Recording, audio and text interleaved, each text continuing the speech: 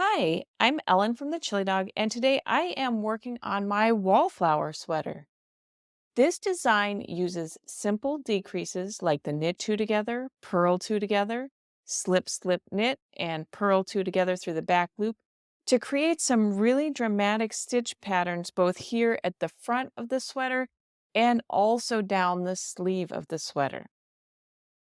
While I was working, I began thinking back to my early knitting years. As a new knitter, when I was working decreases, I struggled to remember which direction a pair of stitches would slant after working them together, and also what type of decrease to use when I saw a specific charted symbol. So I had to constantly keep referring back to the chart keys. So today I'd like to share a few tips for decreasing stitches that will keep you moving in the right direction. Before we begin, if you enjoy our videos, consider joining the pack and becoming a member of thechilidog.com for ad-free access to our entire learning library, priority support, and more. Tip number 1. When you're working two stitches together, the stitches will slant in the same direction that your right or your working needle goes through the pair of stitches. So for example, when you're knitting two stitches together, your right or working needle goes through the stitches from the left to the right. So that decrease is going to slant to the right. If you were doing a purl two together, your working needle would go through from the right to the left. So the pair of stitches would slant to the left. If you're doing a purl two together through the back loop, you go through the stitches from the left to the right. So your decrease is going to slant to the right. And finally, if you're doing a slip, slip, knit, generally you reposition your stitches first by slipping them knitwise and then knitting them together. And your right needle is going through that pair of stitches from right to left, so the decrease will slant to the left. Tip number 2. Chart symbols visually represent the direction of the decrease slant. These are two symbols that are commonly used for a right slanting decrease. You can see that the symbol slants up and to the right. So on the right side, your working needle is going to go through the pair of stitches that are being decreased from left to right, just like it would for a knit two together. These are two common symbols for decreases that slant to the left. You can see that the symbol slants up and to the left. So on the right side of your working needle is going to go through that pair of stitches from the right to the left, just like it would for a slip, slip, knit. Tip number 3.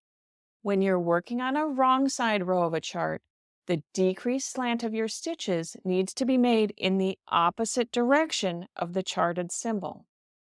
That's because chart symbols represent the pattern as it looks from the right side of the work. So if you come to a decrease that slants to the right on the right side, on the wrong side of your work, the decrease should slant to the left, like it does for a purl two together. If you come to a symbol where the decrease slants to the left on the right side, on the wrong side, you need to make a decrease that slants to the right, just like it would for a purl two together through the back loop. Now, let's practice what we've learned. I'm working on row 5 of my sweater. It's a right side row. When I reach the first decreased stitch, I can see that it slants to the right, so I need to make a decrease that's going to slant to the right. So to make a decrease that slants to the right, I want my working needle to point to the right as it goes through these 2 stitches. So it's going to go from the left to the right, like a knit 2 together. And my decrease slants to the right. I'm still on a right side row. I've reached my second decrease stitch right here.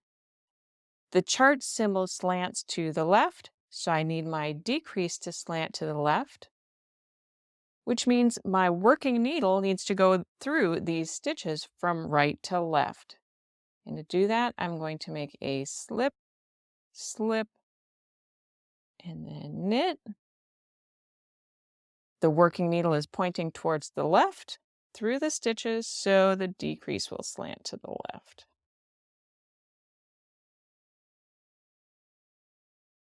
Like that. Now I'm on row 6, which is a wrong side row. As I get to this first decrease, I can see that the decrease slants to the left. That means that since I'm on the wrong side, my decrease is going to need to slant towards the right. So my needle will need to go through my 2 stitches from the left to the right. So I'm going to go from the left to the right and purl those 2 stitches together through the back loop so that my decrease will slant to the right. For my next decrease, the symbol slants to the right, but since I'm on the wrong side, I have to flip it so that my decrease slants to the left, which means my working needle is going to go from right to left, and I will purl those 2 stitches together, and my decrease will slant to the left. I hope you enjoyed learning a few tricks to remember how your decreased stitches will slant in your knitting. If you did, make sure to give this video a thumbs up and share it with your friends. Until we stitch again, happy knitting!